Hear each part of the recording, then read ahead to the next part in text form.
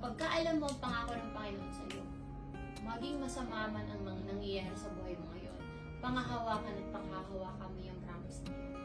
And that's when you can still rejoice even if your situation is hard. And then you know that in situation na mahirap, you try not to complain. Kasi alam mong hindi yun makakatulong sa'yo. Kasi mahirap na nga ang buhay mo, complaining will also steal your joy. Diba? It will, and kapag ka nagko-complain ka, that makes you ungrateful. Diba? Hindi ko sinasabing masama ang mag-complain. Pero, it's not a good practice for everyone kasi it steals your joy. Diba? Kapag nagko-complain ka at nagko-compare ka ng sitwasyon mo sa ibang tao, that steals your joy.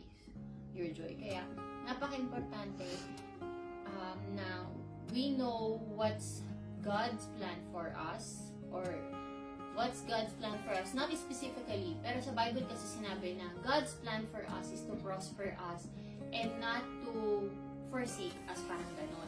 Diba? So, sa mga pagkakataong mahirap, alam mong hindi ka pa pinababayaan ng Panginoon kasi lahat ng mga ginagawa niya sa iyo is para sa kabutihan mo.